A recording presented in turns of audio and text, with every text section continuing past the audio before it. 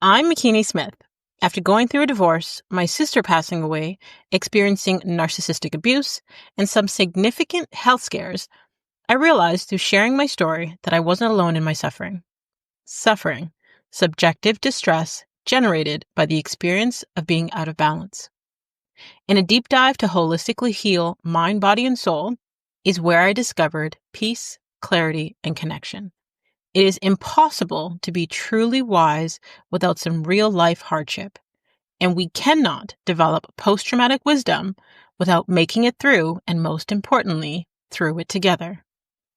Social connection builds resilience, and resilience helps create post-traumatic wisdom, and that wisdom leads to hope. Hope for you and others witnessing and participating in your healing, and hope for your community. A healthy community is a healing community, and a healing community is full of hope because it has seen its own people weather, survive, and thrive.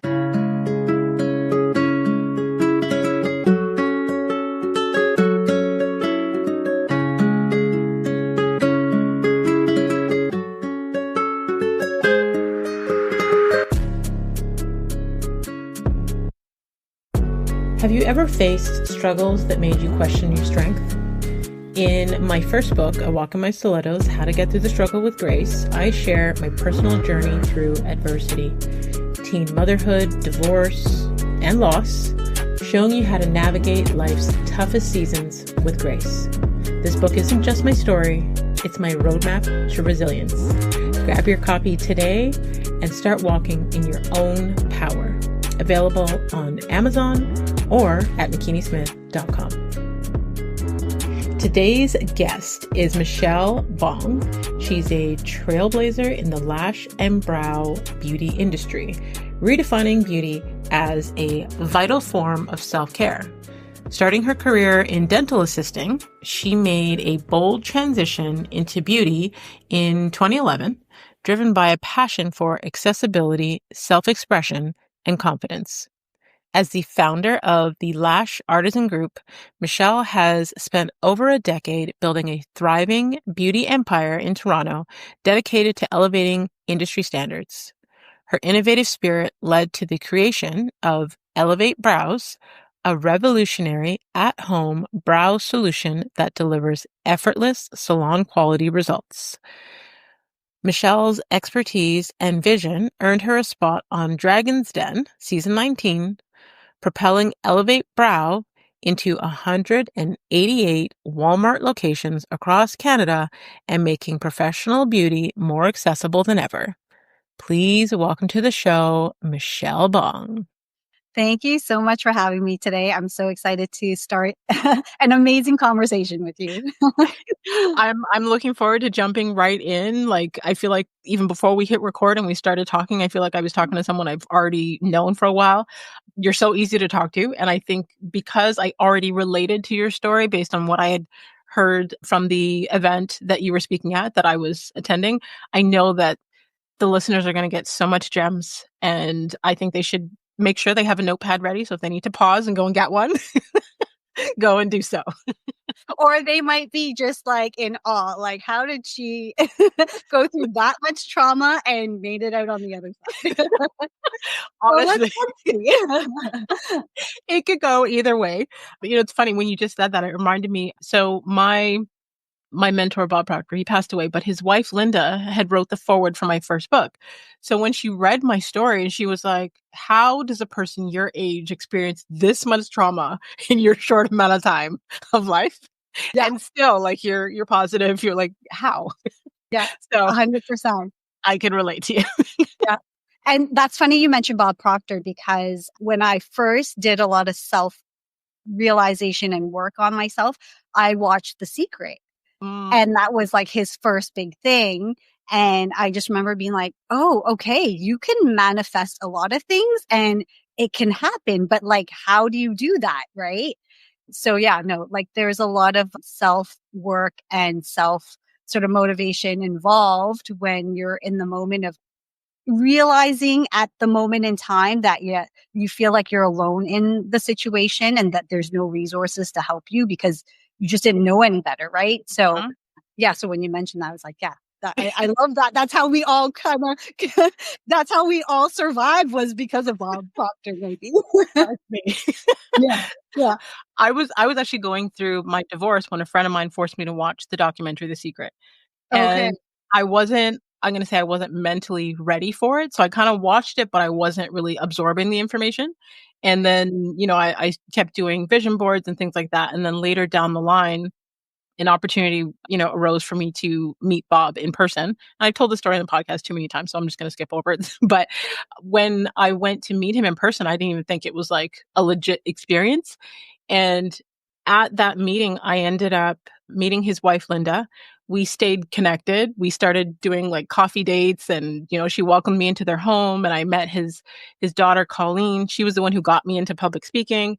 And then his son, Brian, I actually had him on the podcast probably within the last 5 to 10 episodes, but that whole family, just Oh my gosh. amazing. They changed my entire life. But then there, you just said it, right? Like, imagine having a parent that could guide you through life, right? Like, just that alone, right? Like, and that's why they're successful, and just not even like, let's say career, but like who they are, who they want to be, who they can, in terms of resonate for others around them. And I think that that's where we lacked, Mhm. right? And I think that's just cultural challenges that, whether it is in an Asian household, but there's a lot of things that we lacked. And I think that that's what makes it different growing Yeah. up, seeing, when we immigrated to Canada, and then you saw different families. And I remember watching like Family Matters or, Full House, and you're like, I want that family, right? Like Mhm. my fairy tale wasn't about like this prince coming to save me on, with his like suit and armor, right? On a horse. It was like, I want that love. I want that family. Like, how do I get that?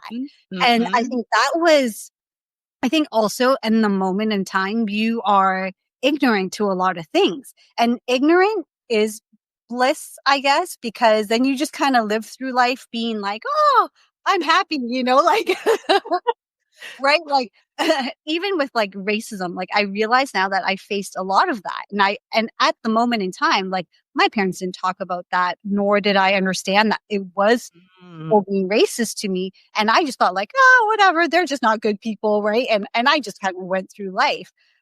But then, understanding things like, I think the hard part of growing up is then realizing that like a lot of the things that were um, decisions made in the moment in time was just the resources that you had to survive.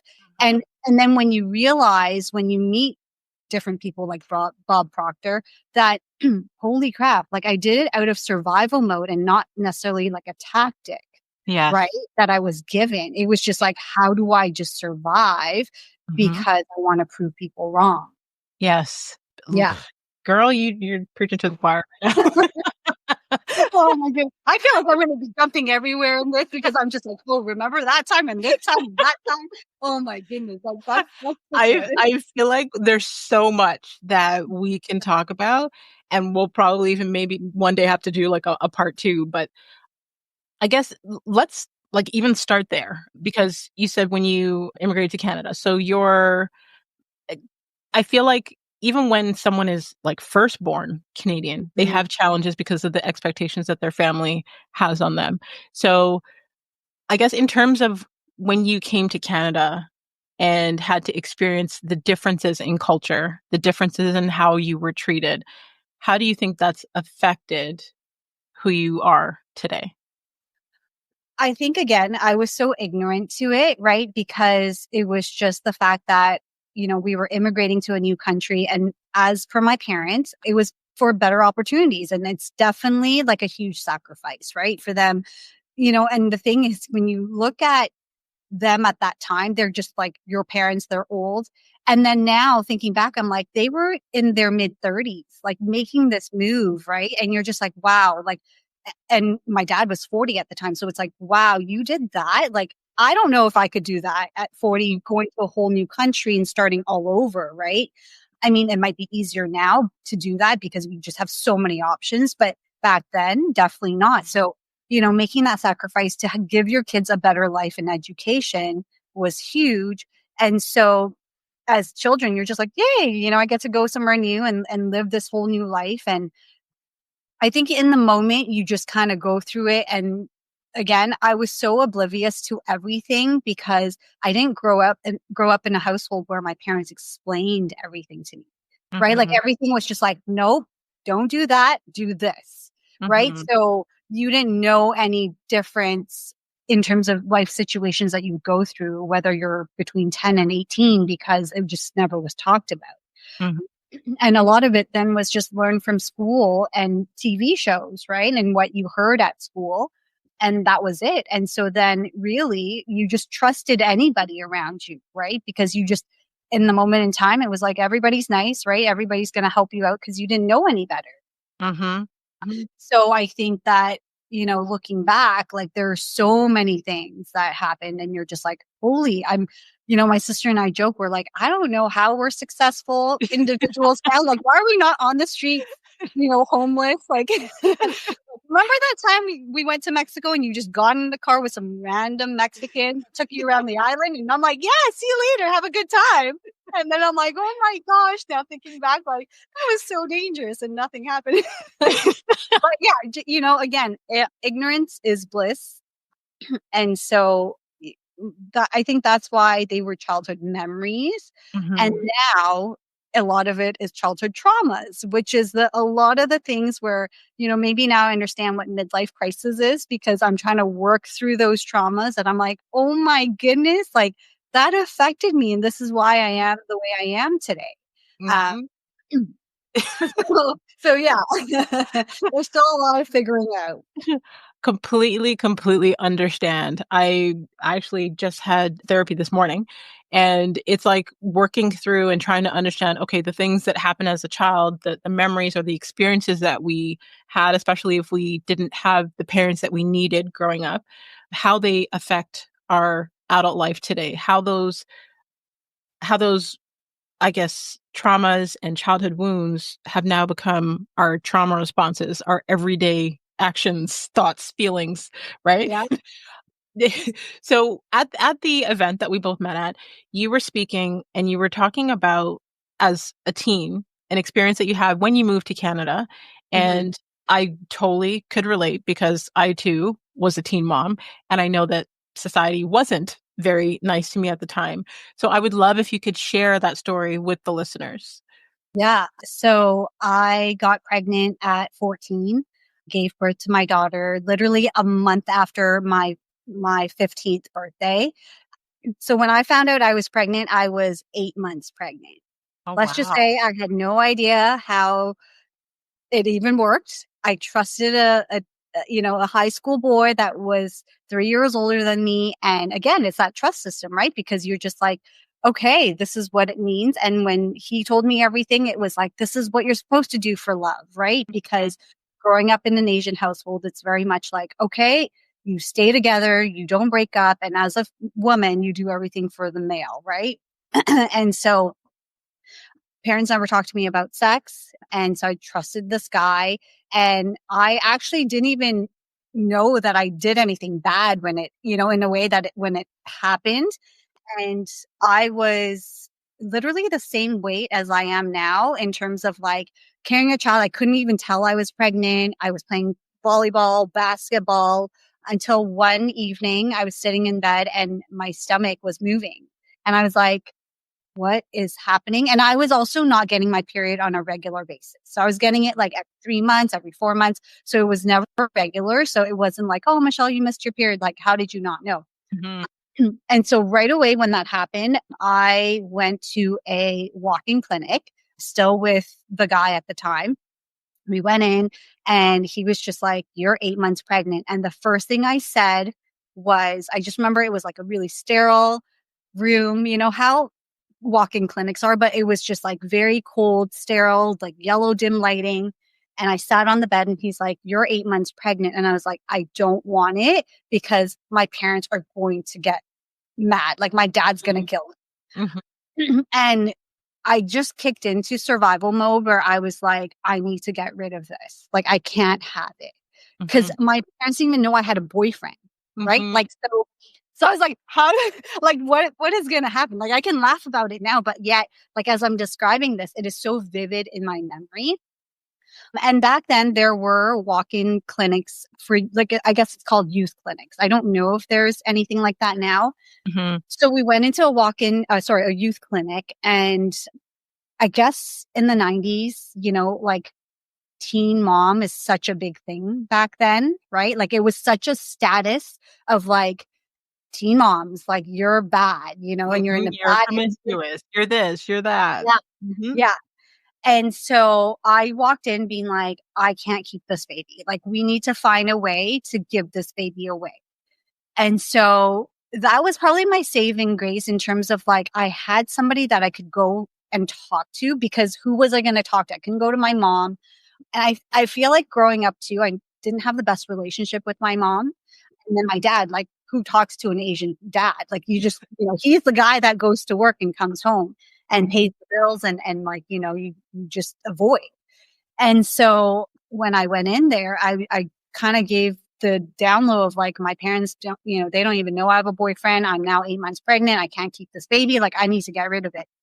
So they actually went through this whole, like, sort of plan of, like, okay, we can find people to adopt your child. You can have the baby, and then, like, you can give it away. And then I guess there's rules back then where, like, grandparents have rights too. So you can't give away your child without your parents having permission first, I guess, or having rights. So I was like, oh my God, like, that can't happen. We even sourced out the fact that, like, I was going to lie about me going on this field trip to the school so I could be away for 2 days to have this baby. But then I was also going to lie to my parents that I was on this field trip with the school for 2 nights. And so it was really in depth. And I don't know if the guidance counselor was just kind of, like, going along with me. And then, so she just, like, comforted me, and just, like, always, was really, like, in agreement with me. But again, I don't know if there was, like, a bigger plan in her head to like, obviously let my parents know. So then I have found an OB that could take me in as well. And it was like a thing that I just went to see every week just to make sure I was okay, because I hadn't gotten a checkup done Yeah. for 8 months, right? And I guess 2 weeks later into that pregnancy, I was sitting at home and I was wearing this, like, oversized pajamas, because I had, and the weird part was, like, I had always worn oversized t-shirts and pajamas, which also led to a whole different story, because my parents always bought us clothes, being like, you're going to grow into it. Right. So Right. I was, like, always wearing medium, large, right? Like, my shoe size was always an 8, and I'm actually a 7. And I only really found that out, like, maybe a few years ago. Like, you don't need to buy size 8 anymore. Right. So that's a whole other trauma on its Yeah. own. And so I just remember sitting beside my mom, and she's like, she kind of pokes at me, and she was like, oh, like, like, like, how come your belly's so bloated, right? And I was like, oh, nothing. And I kind of just, like, oh, I got to go to bed now, and I just ran off. And then the next day she came home from buying groceries, and as I was walking down the steps, and I was still in my pajamas, like, like the dress pajamas, and she was coming through the garage door, and she sees me walking down the stairs, and she's like, Michelle, lift up your pajama dress right now.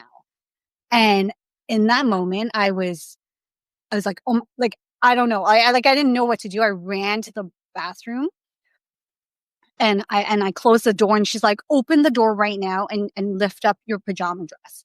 And I did. And immediately she was just, like, bawling. And she's like, oh my God, I'm gonna get, just again, it's so vivid in my mind. And she's like, did you get raped? Right? Wow. Like, because they didn't know that I had a boyfriend. They didn't know, obviously, I was pregnant. So in her head, she went straight to, like, did you get Worst raped? Like, case did scenario. something happen? Mhm. So then it became this thing where we had to, obviously I had to tell her the story. I've been going to a guidance counselor, and we went to the youth clinic, and everything was kind of, like, out in the open now. So, when everything got put out into the open, it was like, okay, like, we're going to help you, like, obviously we're not going to give away the baby. The the dad side of the family was supportive as well. And it was like, we'll do whatever it takes. Like, you got to finish high school. You have to, you know, take care of yourself. And then we're going to help you raise the baby. That was the story, sort of, like, given in perspective with the fact that there is, like, the doctor involved, the guidance counselor involved. At home, Mhm. it was a situation. It was like, how could you do this? Why would you do this to us? We told you, like you should be focusing on your school, your career. And it was like, now what are you going to do with your life? Now you're a waste. Now you're worthless. Now you're going to be a nobody. And so it became a really volatile relationship between my mom actually and myself versus my dad, I was most terrified of my dad, right? Mhm. Because he was strict Asian man who never said much. But yet in that moment, in trauma, I was like, wow, you actually are the more caring one. It's weird. It's Mhm. weird how that person then becomes like, okay, don't worry, we'll figure it out. Like, I remember him being like, just don't do it again, And I was like, whoa. And yet you were the one that would clear your throat and I would panic in a moment, being like, oh my goodness, I better start behaving right now. And Mhm. you're the more gentle parenting person that I could probably come and talk to you about this, or I could have, right? Mhm. And where my mom was just like, it was just the start of our really rough relationship.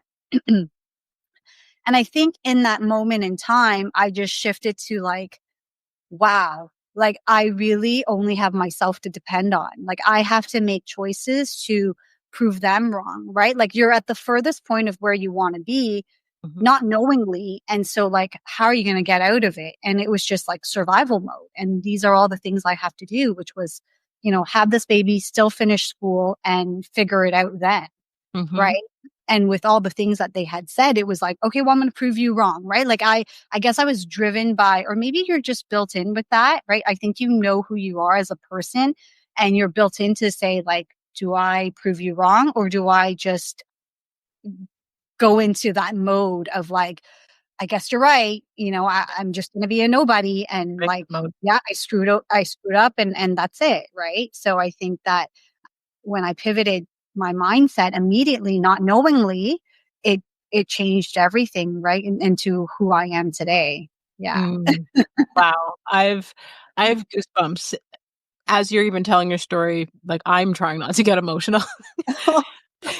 So I know the listeners are definitely gonna feel this one, especially any of the listeners who have also been teen moms, because the initial reaction is never, or I have never heard of the initial reaction being one of immediately, like, supporting. It's Mhm. always shame and guilt. It's always, you've done something horrible, you've ruined the rest of your life. So I can completely relate. Yeah. Yeah. Yeah. Wow.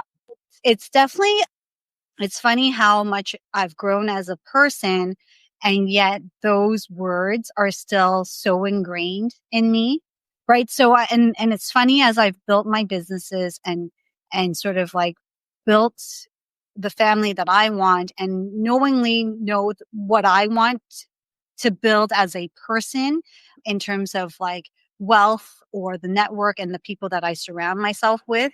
I still constantly think like, when is it ever enough? Like, am I doing it for the fact that like I'm still trying to prove my worth? Mm. Because I've had situations where people are like, okay, so when are you done? Like, what, like, or why are you never celebrating what you've created? Right. And I was just like, yeah, like I did it. Okay, what's next? Right. And so Yeah. I'm like, am I doing it because I'm just such a goal orientated person, or is it because I'm still trying to prove my worth? And until somebody says, which is maybe my parents, like, good job. I am proud of you. I love you. Like, I've never heard I love you from my parents, Wow. and they've never hugged me, which is, again, normalized as going through childhood, being like, okay, I guess this is just not a thing. And then you're just like, oh, wait, no, it is a thing. It's just, Mhm. you grew up just knowing that that wasn't a thing for you. So you think it's normal, Yeah. right? But then you realize, no, that's not normal, but it's also too late to change the way that you are, right? Mhm.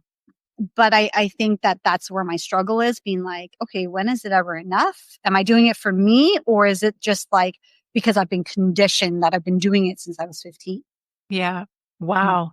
That's a big aha moment, and again, I can completely relate, where it's probably only been the last 5 years where I stopped chasing all the accolades, waiting for Mhm. the you're doing a great job, or I'm proud of you. Interesting enough, I think it was probably maybe at the beginning of the pandemic was the first time I had heard my mom say, "I'm proud of you." And I don't even think it was directly related to me. It was a podcast episode that I had done with a woman that she loved the conversation, right? But I thought to myself, I waited 40 years to hear this. And I'm like, "Oh, wow. Okay, I was chasing all these accolades to hear, 'I'm proud of you,' because, as a teen mom, you hear all the other things." Mhm. And it was, chasing the awards and chasing all of these, I guess, what do you call them? It's like levels of success, Yeah. realizing, okay, well, on to the next thing, on to the next thing. And like you, not celebrating the small wins because you're like, okay, well, I just got to move on to the next thing. And about 5 years ago, I went through a severely traumatizing experience. And I thought, what is actually really important to me? And the question that you ask yourself of like, am I chasing these things because I'm Mhm. trying to get the validation from the parents that didn't give it to me? Or is this something that I truly want? And that's when I took a step back and I started saying no to all of the, nominations for awards and all these different things. And I was just like, are these things really that important? Have I even celebrated the other things that Mhm. I've done? And I had to give myself that validation for everything that I've done, including like raise 3 children to be adults, Yeah. which Yeah. that in itself, right? Yeah. Like, that's hard. So it Yes. was Yes. like giving myself the validation and realizing the validation that I was craving, especially from my mom, that Mhm. I may never receive that. So it was Yeah. like, okay, well, if I don't receive that from her, how am I going to continue for the rest of my life, with these certain behaviors? And looking inward at what had to change within me and being okay with me and realizing also, like you said, that whole conditioning, like our parents, you know, culturally, they've been conditioned with certain things. And Mhm. because of that belief system and that paradigm, it's like in their mind, okay, well, I can't go against that without even questioning, what their beliefs are, where the beliefs came from. But it's Yeah. like, well, I can't go against that because that's embarrassment, that's ridicule, that's judgment, that's all those things. And then Mm. they start to impose those things onto us, unknowingly realizing how much hurt and trauma that's causing. Right. Yeah. So when you talked about when your parents first moved here and that being big for them and all those things, it's like now that I've been doing the work for me to actually have a little bit of grace and understanding to be like, okay, based on their environment, based on their conditioning, this is, and I'm not dismissing any of their actions, but it's like having some grace and understanding for where they were in Mhm. time, where things were in time, to Right. not be angry or resentful about their actions. Oh, so you bring up a good point in terms of that because yes, they didn't, it's funny how after so much of working on myself and then sharing that part of my journey and saying like, well, how is it that as a mother though, you could not do this for your child? Because now I can relate. Well, I'm 43 and my mom at that time, why couldn't she do the things that I would do for my children? Right. So I think that I look at it at a different lens, being like, you are a mother. And then I would hear that same feedback where it's like, well, but Michelle, they had a different, it was a different time. It was, they didn't have all the resources, their parents didn't have enough information to give them. That's what they lived by. And I was like, but why are we able to change and they're not? Right. So yes, I want to give them grace for the fact that there isn't as much resources out there and it is who they are.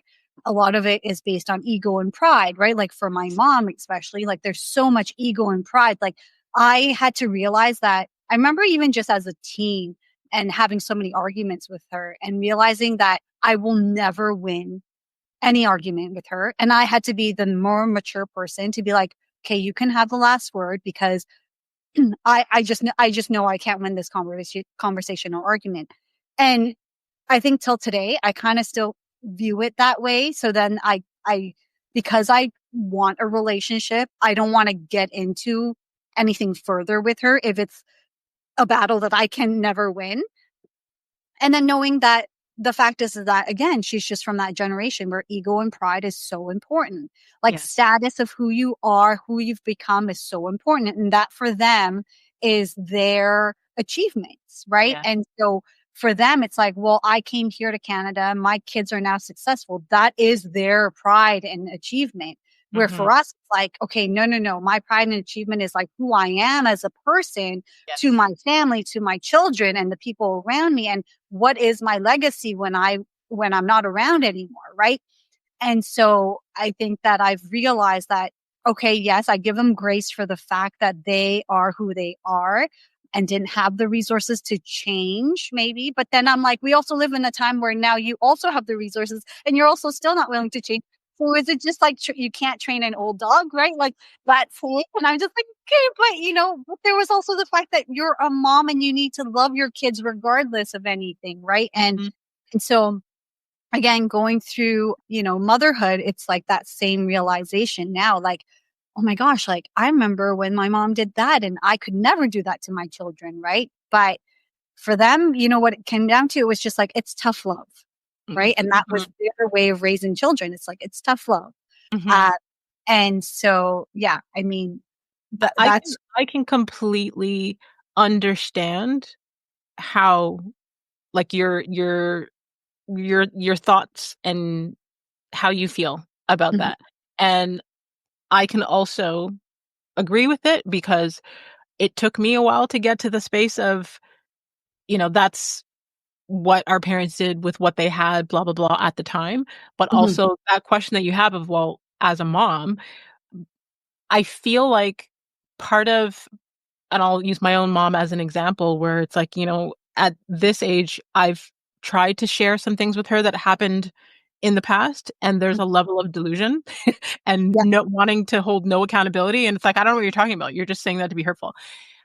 I think, like you said, that whole ego and pride, it shuts them down because it's like, well, if they acknowledge things that they did in the past that did hurt you, mhm, or if they accept their portion of blame for certain things and they have to hold themselves responsible and accountable. Again, the whole shame, the whole judgment of other people. I think previous generations have been so consumed with mm, the the I guess the thoughts and feelings of other people yeah, that they didn't prioritize their children, the thoughts and mhm, feelings of their children.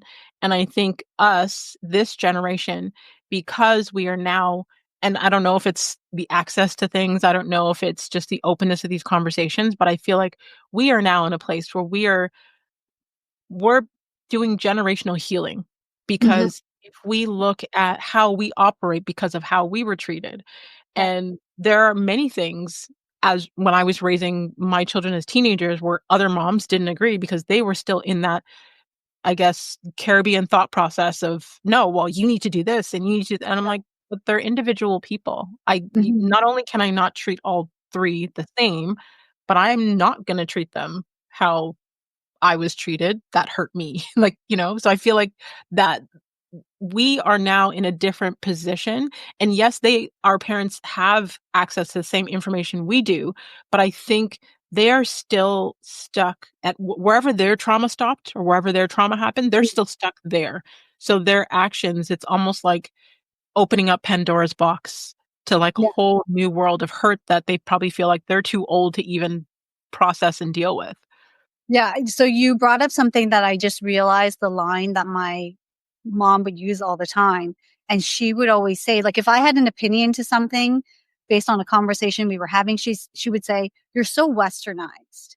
And then I was like, "Okay, so now, like, thinking back, like, it's because you were trying to separate, like, who you are from where you came from, and now you're in this new country. And so the thought process in this new country is a bit more liberated. And so you're not agreeing with it because you were again taught this way and you're stuck in that old way. And or maybe it's the fact that you cherish tradition. I don't know. Maybe, right? Like we'll never know because again, I don't think that I could ever have an open conversation about this, like you said, because it would just kind of go in and out of one ear, or not ever admitting that they did wrong. So my middle sister, so I'm the oldest, and then I have two younger sisters. And so the middle one is very open and honest with her, and they have conversations, and she will always come back to me and tell me, my sister will tell me that every time she talks about whatever it is, my mom will just cry, or she will blame it on my dad. Well, your dad made me do this, or your dad said this, right? And I think, again, it's just not wanting to admit her wrongs and just really validating, like, no, no, no, I did what was right at the time, right? But then again, it goes to like, well, but you can now create a better relationship if you want to, but you just choose not to because, again, you won't let it go. Yeah. Right? Yeah. I I feel like they're holding on to, because of their pride, they're holding on to a belief or a narrative. And rather than heal the present and move forward, they want to hold on to this and feel like this, like if they let go of it, then who knows what's going to happen. I can again relate because there's a situation with my mom as well, where I'm just like, if you could just acknowledge and accept our truth that we are trying to share with you, we could all heal and move on. But Mhm. you insist on either denying other people's truths or saying that we're only saying certain things to hurt you, instead of you saying, okay, that is how you feel. That is your perspective of what happened. Just even that would be wonderful. Yeah. So I just started using the tactic of now showing them love and care. So it's funny. One time I had made enough money. I remember when I was first like running my business, and 3 years in, I made enough money and they wanted to go back to Asia for like a month. And so I called up their travel agency and I said, I'll pay for it. Right. It was like $5,000 or something like that. And they walked in a couple days later and found out it was paid. And she's like, who paid? Like, who paid? And so then finally the travel agent said, oh, like your daughter. And they called me and was not even, I can't even describe it. They weren't grateful. They were like, why?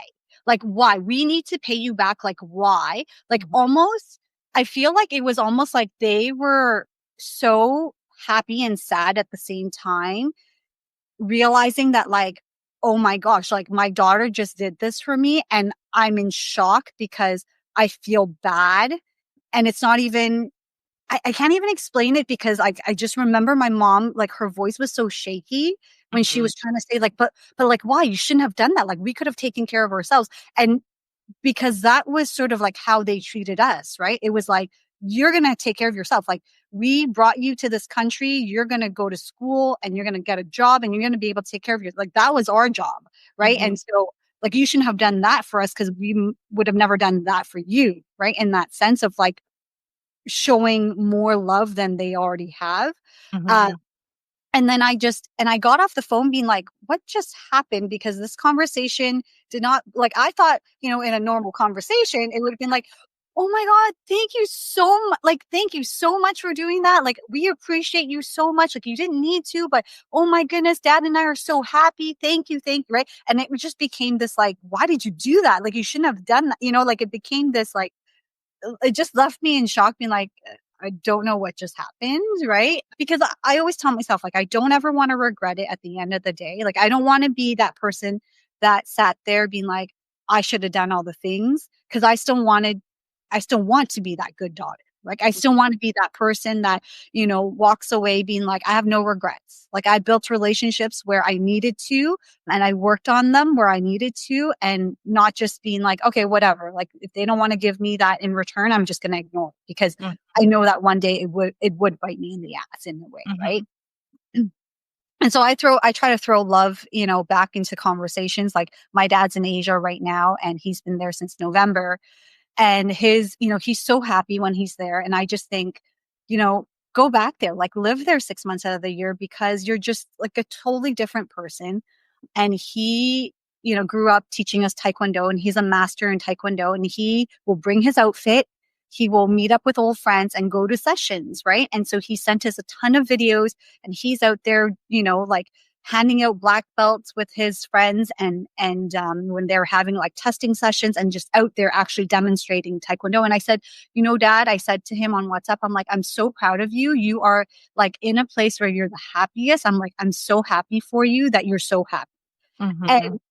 you know, like he reads it, but it just kind of goes in one ear and out the other. And it's like, at least give me an emoji, like Yeah. acknowledge, comment, like a thumbs up or something, right? Like, and I was just like, you know, at least if he hears it and sees it, right? Like, who's ever told him that, right? And I Right. like, right? Maybe that's why you Maybe can't that's why he doesn't respond. He doesn't know how to receive that. right? Or like you just don't, you never knew how to reciprocate that because you don't hear it enough, right? And so Mhm. I was like, you know, if I just be that person, right? And he'll always know that, even though that we don't have conversations about it.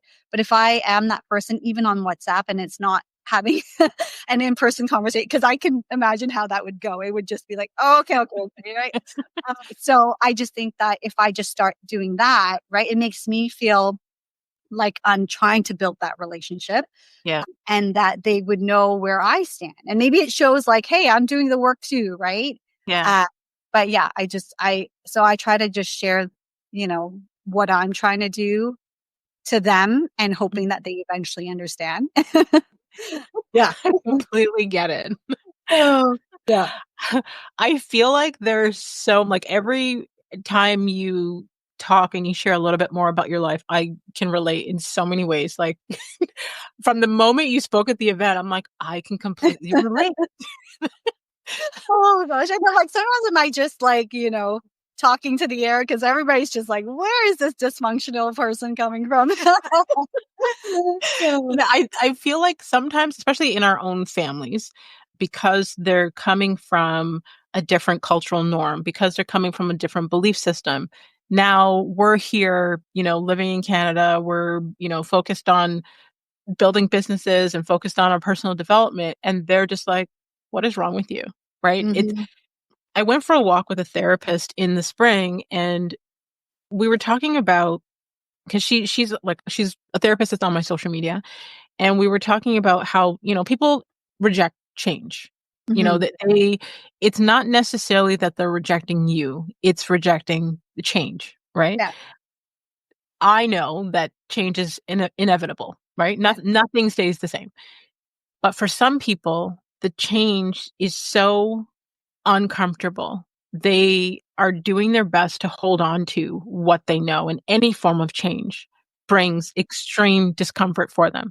So you living your best life right now, you building your business, you showing love to your family, you doing all those things, for them that's different, right? Mhm, So it's not even that they're necessarily rejecting you or what you're doing for them. It's just this is so different for them. It's so foreign for them that their brain is like, what is happening? mhm, Right? mhm, So I feel like the more that we continue to do that, we can show them that different is possible, that different can be good. It's just us continuing to be an example of that, because their paradigm doesn't know that. Like their thought process, their, habitual way of thinking is just like, what is this? yeah. And But to what them, like, it's what works, right? Like, to them, that's what they're thinking, like, "It worked then, and so why do I need to do make any changes?" I think that I've been built to like, I love change. Like, I'm always scared to do it, but I love change, and that's just because, again, coming from survival mode at 15, Mhm. right? It was just like, "Try this, do this," right? Like, if I have to go to school, go get a job after school, come home at midnight, do my homework, and, do it all again, it was like, I'll do it, right? And you just again, based on survival mode, you just allowed that to happen over time because, for when I just remember growing up being that teen mom, and every time we were in a mall and I was pushing a stroller, and as soon as my parents saw a friend that was in the mall, it was like immediately like shoved me off the stroller and they're pushing and being like, "Oh, I'm just taking care of this child." So nobody knew, right? Like Mhm. even though I already had this baby, nobody even knew I had a child because they would Wow. hide it, right? And so it was just like conforming to whatever was happening. So change was always so like I guess like strong in my life that, when I have change, it's like, oh, whatever. Like it doesn't, like if I was broke, tomorrow and I had to start, I'd be like, okay, like let me see what else I could do. Right. Because that was my survival mode and I didn't know any different. Right. Mm-hmm. Which then also leads to so many benefits now because I think, I know there's that goal setting thing that we talked about, right? Like where we're like, we want to achieve this and this and this and this. Mm-hmm. And as I'm learning more about myself and who I am and what I want in life, I now look back at my life and I was like, wait, hold on. I've 10x my life in so many ways that again, that moment of like never celebrating, never looking at what I actually did to get to where I am at today. I now look back being like, okay, if I feel stuck at achieving that next thing, well, let's look back in my life and like, I did 10x my life in so many ways that it is going to be doable for the next step. Yeah. It's just that like, if I'm stuck, right? Like, let's look back at how we did it the last time. Yeah. But when you talked about people not wanting change, I think it's just that autopilot mode of like, I wake up, I do this, I do that, and then I do it all over again the next day. And, you know, which is great, but like you can never really grow who you are as a person, and we're not talking about like finances, we're talking about you as an individual, Personal right? development. Mm-hmm. And as I get older, I'm like, man, a lot of things that I didn't value or I did value changed in increments of like 10% here or there, or what I actually believed in before is not what I believe in now. Right. So I think that, yeah, it's scary to have that change, but it's also comfort, right? Like Yeah. if you're comfortable. And so for me, I always say like, it's never too late to do anything, or time is irrelevant. Like time is actually the one person that does not give a crap about you. Like whether you had trauma, like it doesn't matter. Like it will keep going. So it's Yeah. just like, are you moving with it, or are you going to stay behind and never make the change or the move to get to where you want to be? Right. So I Mm-hmm. think, when we talk about Bob Proctor, it's like the universe has so much to give you, like the abundance of things. And you have to, get out of that narrative of like, okay, well, I can't do it, or I don't have time to do it, or, like I don't want to do it because this and this and this could happen. Right. Mm-hmm. For me, it's like the what if, like, what if I don't do it? What if I Right. don't? Right. Yeah. I love So. it. I love that thought process because that's also, I guess, where I transitioned into. And it was through all the material that not only that I learned through Bob, but through becoming a consultant for him, where we had to learn certain mindset practices. Mm, So when you talk about like the autopilot, it's like we are wired to be the way that we are. Think about the thermostat in your house, right? yeah. So it's like the psycho-cybernetics mechanism or whatever. It's like the airplane, right? So Mhm. when there's turbulence that happens and it goes off course, the cybernetics brings it back on course. Mhm. Same thing with the thermostat in the house. So that's how we are as people. So it's like we can try to change, but if if we don't intentionally do things differently, then the what do you call it, psycho cybernetics, it brings you back to what you're used to. That's your norm, right? And I feel like being an entrepreneur, it is a personal development journey because Oh, not every day is the same, right? yes, 100%. Oh my goodness. You touch on something that it's funny that you say that because it was something that I really sort of like realized last year was like, there is more personal growth that's required for you to get to different stages of your business. And you can't be at your best or your business best if you're not at your best, Yeah. right? It goes from leadership to like being creative and the flow and the juices of all the things you want to do for your business. Like, and I was just like, I had no idea I had to work on me. Like, I remember times where I'm like, I don't need to hear anything about like, oh, this is what you need to do for relationships and da da da. Like, I just want to know if my business is going to work out, right? Yeah. Like, I just want to do this. And like, and the thing is, it was like, I started my business being like, how do I do it? What do I need to do? And now it's, who do I need to talk to? Hmm. What are the questions I need to ask? Right. And it's so different because I'm like, you can always learn to do what you need to do to start a business. It's that simple nowadays, but it's like, well, who do you know? Who do you go to ask the right questions? And who are you? What are your values? And do they align with the business and the intention? So yeah, it's a great point that you brought up because I'm like, yes, there's so much more. And you're like, I didn't know I had problems until I started a business. Like I was good with myself until I started a business. I was like, okay, Michelle, you got a lot of problems. Yeah. I remember a few years ago, I was in this Facebook group and it was a bunch of entrepreneurs and it was, to help each other. It was supposed to be like this big mastermind. And I remember one of the organizers of that group making fun of another group that they were in because there was a lot of personal development things in the other group. And they're like, oh, I don't care about this fluff stuff. Like, I want to understand how to increase my bottom line and all these things. And I was that person though. I was that person when I first started.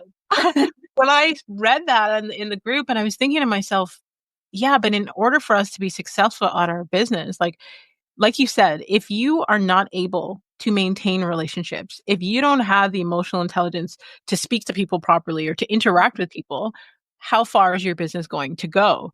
So I kind of removed myself from that group because it started to go downhill after that. Because even people who are only focused on transactions within their business, how far is your business going to go? How long is it going to last? Like, as a business owner, you understand not only about the relationships with the people that you need to connect with to grow your business, or the employees that you may have, or the accounts that you may have for the business. It's all about relationships. People, that you may meet on social media that can help take your business to the next step. All these things are about our relationships with people. Yeah, 100%. And I think in the moment when I had first started, I think you don't know how big your business will go, or that, you're just thinking like, oh, it's just me. I'm running the business on my own. I just got to do this and this, right? Everything was like, how? And these are the structures and the protocols that I'm supposed to do as a business owner. And then you realize, like, when you need those relationships, you're like, oh, shoot. Okay. Now I got to talk to people. Now I need to go to networking events and know how to start conversations. Right. So that's how it all started. And then you're like, oh, great. And then when you start talking to people, you're like, oh, well, I could do this too. And I can make this bigger by doing this and this. And then that's where you start realizing, right? A lot of the things of like, oh, shoot, I need to work on this. I need to work on that. And it's funny. I always say that I am an introvert, and I'm just a really high functioning introvert.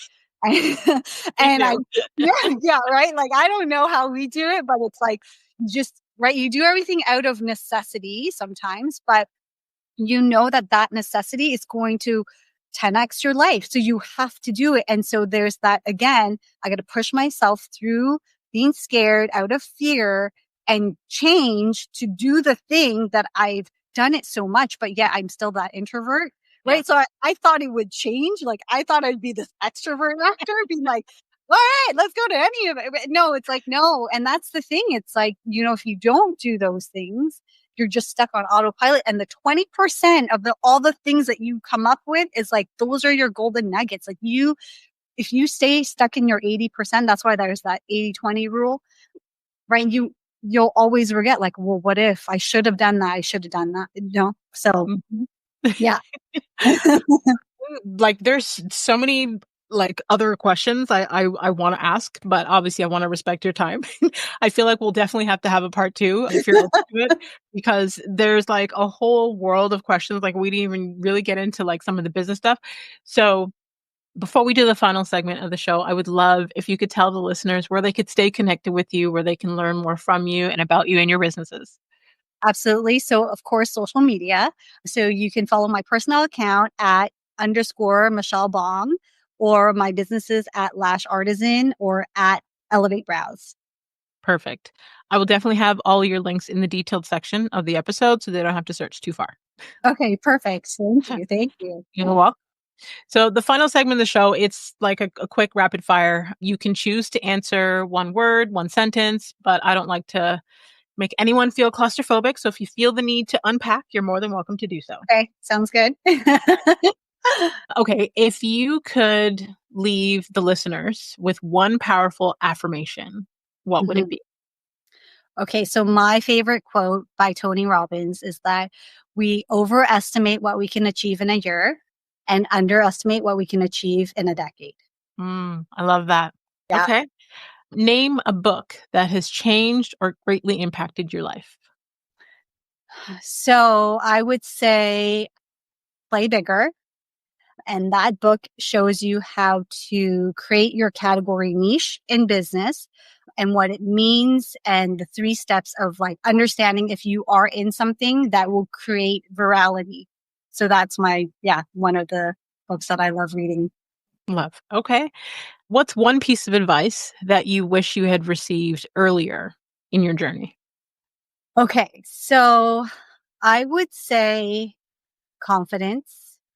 And I think I always linked confidence to beauty, but like confidence in like trusting your voice Mm, is so crucial, right? Like I doubted my voice every time I would say something and being like, did I offend that person? Did I say the right thing? Did I even say the right thing that they were asking? Like, so the confidence and trusting your voice where you can say it, leave and be like, yep, that's my opinion. And being unapologetic in a good way. mm-hmm. Love it. Okay. What have you become better at saying no to in the last 5 years? That could be distractions, invitations, family. Oh my god. Okay, so I have to be honest. I have not been good at that. Unfortunately, that's my personality and that's been a part of me, which I am still working on. So I have not been able to say no to much, especially to my children. And that's where the pull is right now, where I wanted to spend more time on my business. And I thought that if I allowed my business to sort of stay stagnant while they were young and I gave them the time that as they grew older, I could focus on my business. And that completely has been the opposite. Like they need me more now. And so I just haven't been able to say no, like no to 3 soccer games on a Saturday.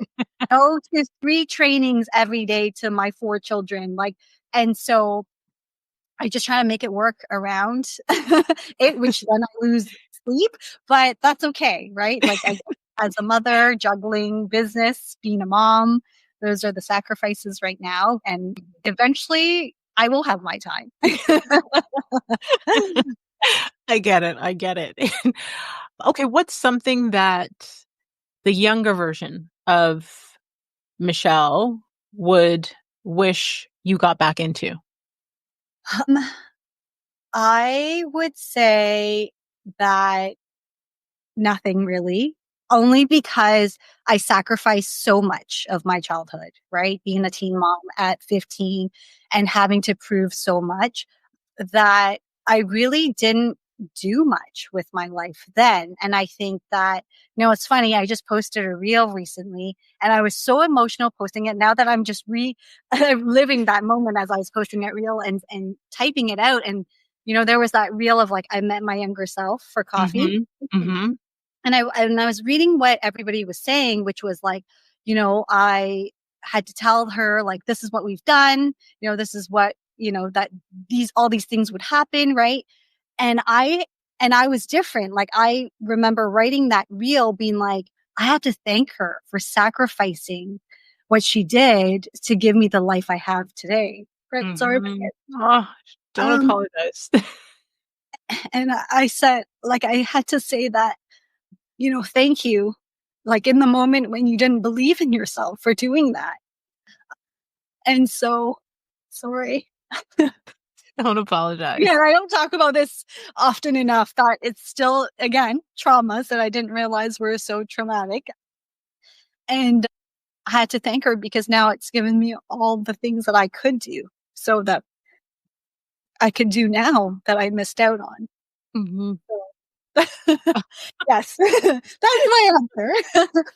um, Thank you so much, Michelle. Thank you for being so transparent with your story. Thank you for sharing your time and your energy with us today. I you're truly, truly, welcome. truly appreciate you. I mean, you could be anywhere in the world right now doing anything else, but Oh, no. you're here today. So thank you. No, you're welcome. I want to share so that, I want to make sure that anybody who feels stuck, right, is able to come out on the other side, because it is possible. And I always say, like, I don't have it figured out. So if I've done it, you can too, honestly. And I hope my story helps. Oh, it definitely will. It's helped me today. So thank you. Well, thank you for having me on. That's a wrap for today's episode. If you are looking for inspiration on overcoming challenges with grace, check out my first book, A Walk in My Stilettos, How to Get Through the Struggle with Grace. My personal journey is your roadmap to resilience. Available now on Amazon or at makinismith.com. Thank you to all you healers out there that continue to tune in each week. Because of you, we rank in the top 1.5% of podcasts globally. If today's episode resonated with you, please subscribe, rate the show, and leave us a review on Apple Podcasts. Now, think of one person that would benefit from today's conversation. Share this episode with them. Someone out there needs Michelle's testimony. Screenshot this episode and you can tag Michelle at _Michelle Bong. You can tag myself at The Real Makini Smith, and let's keep this conversation going. A healthy community is a healing community, and a healing community is full of hope. So let's continue to heal her.